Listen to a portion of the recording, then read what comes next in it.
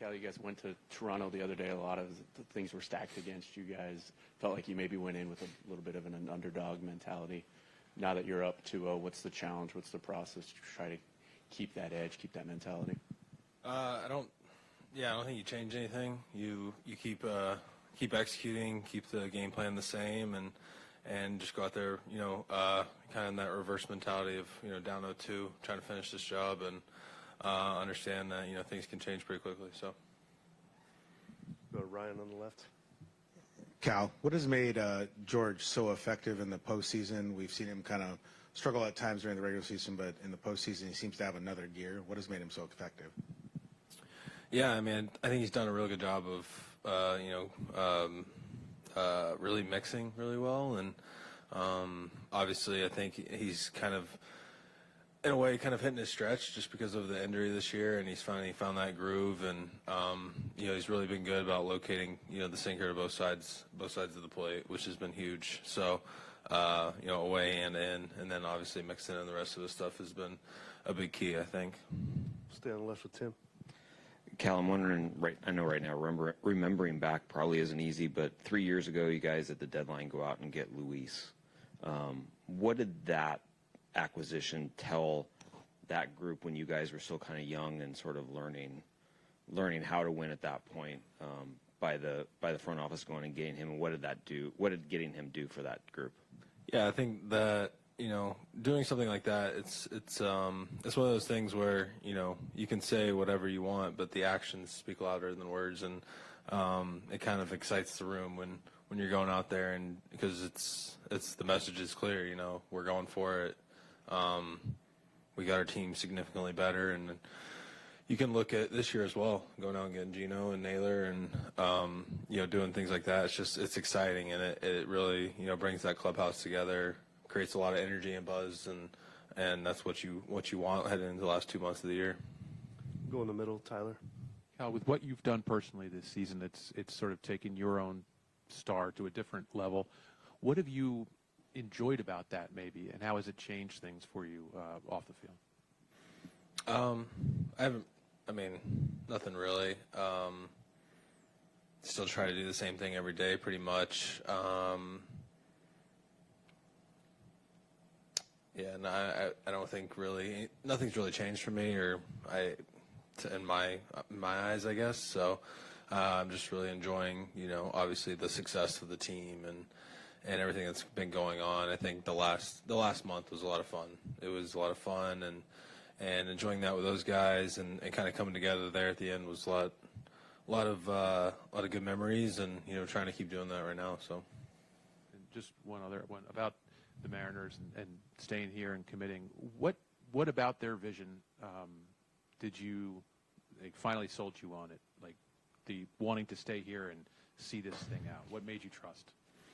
Yeah, there's a lot of factors. Obviously sitting down with Jerry, Justin, John, and just talking things through and understanding, I think first things first, we got to go out there and execute, and we got to put our best foot forward, and that's really all we can do every day. And then after that, we've seen, things come together, looking at like what he's just said with Luis and Naylor and Gino this year and things like that, putting us in good positions, and also, just, kind of falling in love with this place and, the fans and the city, and really kind of finding a home here. So it's kind of, I'd say, it was kind of the things that kind of brought me to that conclusion.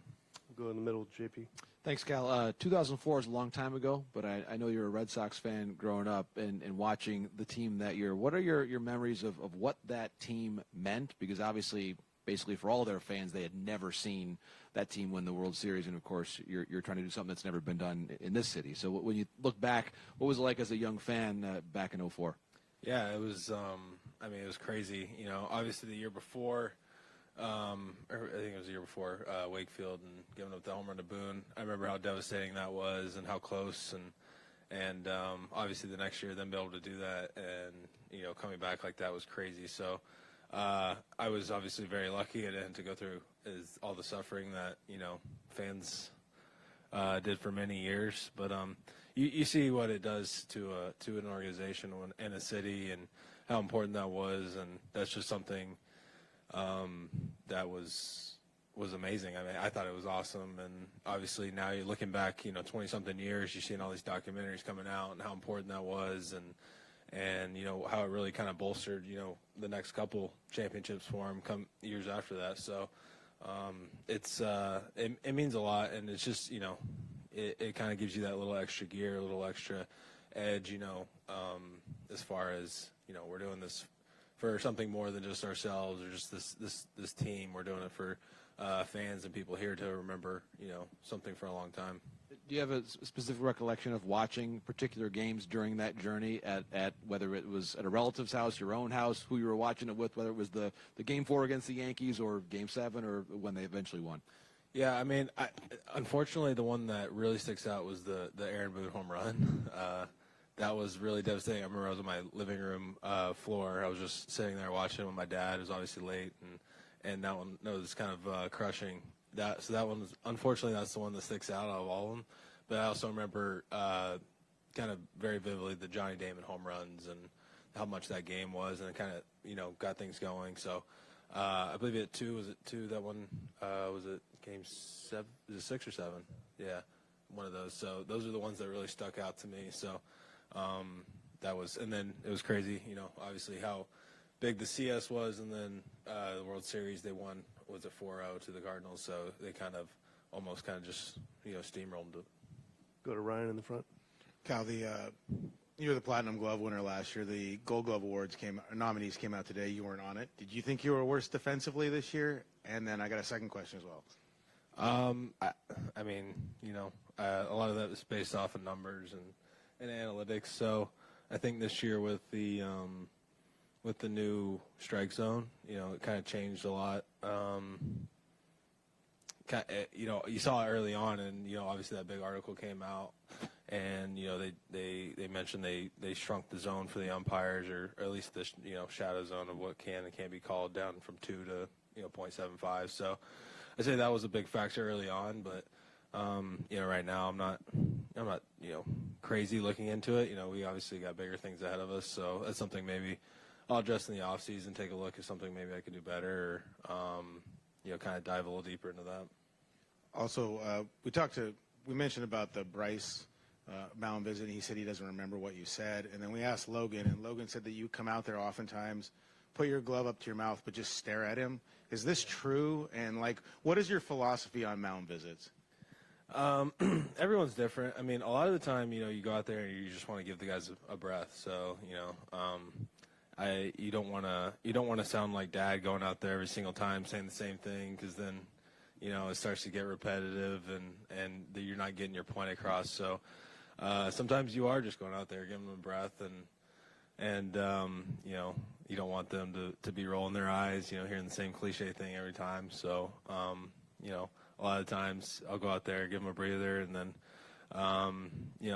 like I said, a lot of times you're just trying to take as much time, because everything's clocked now with time, and you're trying to give them the most amount of, time to recuperate, recover, catch a breath, and then, sometimes it's a very simple message at the end before I leave, or, most of the time they know what to do. They already know what I'm going to say, or what, he's usually coming after a walk, so, yeah. No, I mean, he's definitely, he's very high effort with his delivery, so a lot of times we do need to just go out there and just give him a breather. So it's all just situation dependent, though. Is there people on base? Is there nobody on base? Do you have a long at bat before?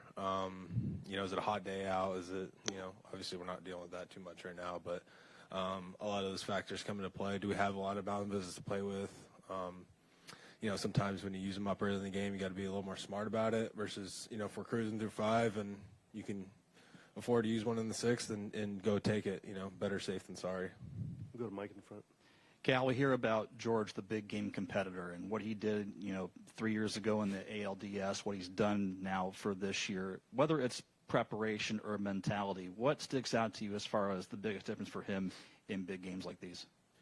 Yeah, I think you've seen it a lot with a lot of our guys on the mound. You know, it seems like when the bright lights come on, they're not shying away from the spotlight. So, you always feel, if you can look back to so many games. You can look back to the Astros game a couple of years ago when George started that one. I believe it was King Felix night when we played the Orioles a couple of years ago. He pitched a full 9 innings, and we didn't get any runs. So, but he went a full 9 innings and was unbelievable with the packed house that night. So, he doesn't shy away from it. He really, accepts that and takes the challenge on, and he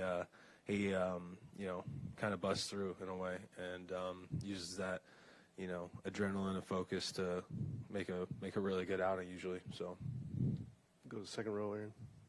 Cal, Mitch said the other night that he was going to say something. Has he addressed the team or just done it on an individual basis about the situation he was in 2 years ago, going on the road, winning the first 2 games and having to come home and then losing the next 3 and then having to go back out there and just kind of keeping that same mentality, given that anything can happen in a series like this?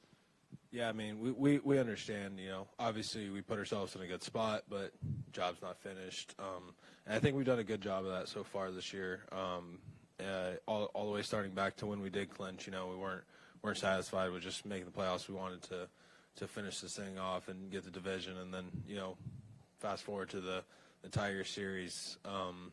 Just trying to keep that focus, and whether we go down or go up, trying to keep the same level of consistency and focus.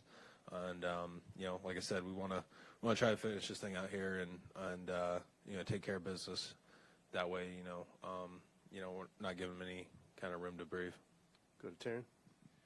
Cal, Josh talked a couple weeks ago now about getting the big inning, the kind of the inning that you guys had a lot of during the last month of the season. Game 2, you guys had that. With you guys approaching game by game with looking at just what's in front of you mentality, what's the key for you guys to continue on the momentum of what you had in the previous game while also staying in the moment and not trying to do too much or go out of what the game is presenting you at that given time? Yeah, I think, kind of what you mentioned with big innings, those are huge in the postseason.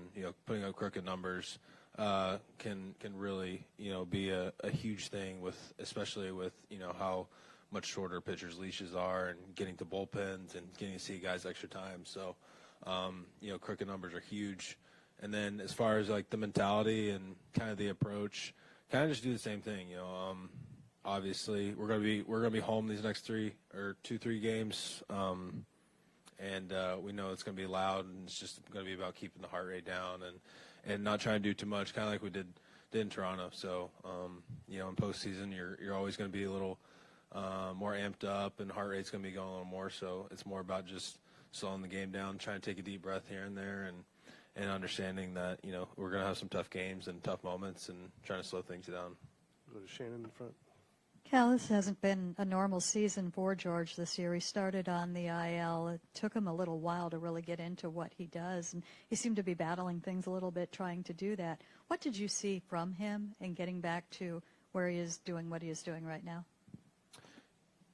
Yeah, I think he, I think kind of there early on, his command wasn't quite there that we've seen from old George. We talk about a guy that's up there with, these crazy names like Greg Maddux as far as how well he can locate. And early on, he was maybe not quite having that same kind of feel. He was throwing a few more walks out there than we're used to seeing. So, but, now you're kind of seeing he's commanding to both sides of the plate, kind of like we've seen in the past, east, west, north, south.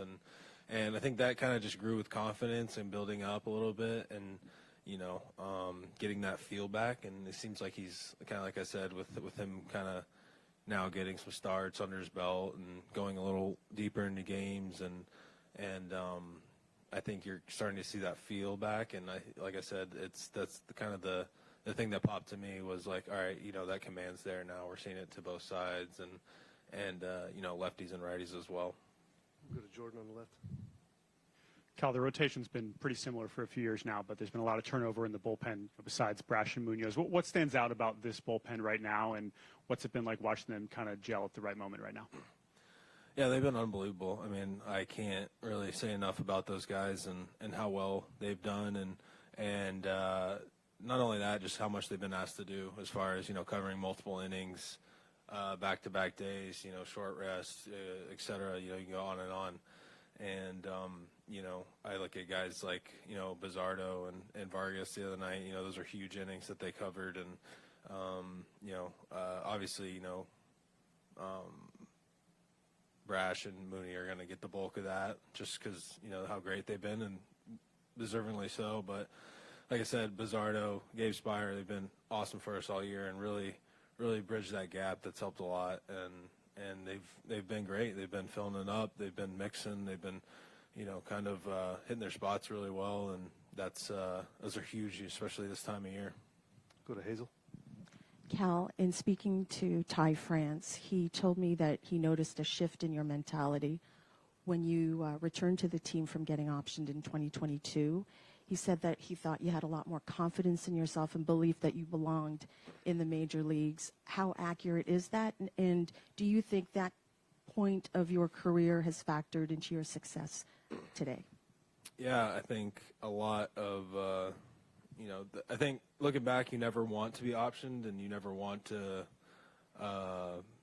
fail like that. But I think that was honestly the best thing for me at the time. And, I learned a lot from that. And it was a lot shorter than it originally was supposed to be, with Tom Murphy getting hurt, 7 games into that. But coming back, I learned a lot just about, not physically, not about the swing or whatever, but it was a lot mentally and kind of like that confidence he was talking about, and understanding kind of the ins and outs of it and what I had to do to learn how to stick here and to survive and to end up, ultimately trying to thrive in this game. And, it's I learned a lot of lessons, and it wasn't just that. It took a couple more weeks as well. But, like I said, I look back and I kind of, am thankful for what happened there. So Go to Tyler in the middle.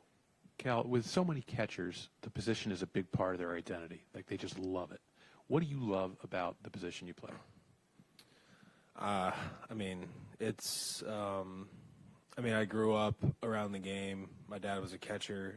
He was a coach, and I was kind of, always intrigued by the position, and it was always, in my bag. I was always catching, not all the time. I was doing it as I was growing up, here and there, and then ultimately, kind of found my niche, and, that was what I wanted to do. And when I got to college, started doing it full time. So I just love the ins and outs of it. I've said it before, the kind of mental side of it, calling a game, working with pitchers, reading hitters, understanding situations, kind of trying to lead the team out there in a way. And obviously they're all looking at you and leading staff. So I think, once I started doing that more, as I grew up through high school and stuff, and you got those opportunities to do stuff like that, it was kind of where I kind of fell in love with it. Go 2 more real quick. One, David in the back corner.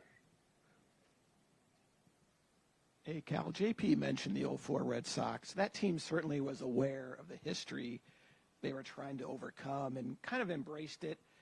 How does the clubhouse kind of take on what you guys are trying to do, and how aware is the team of the history of the franchise?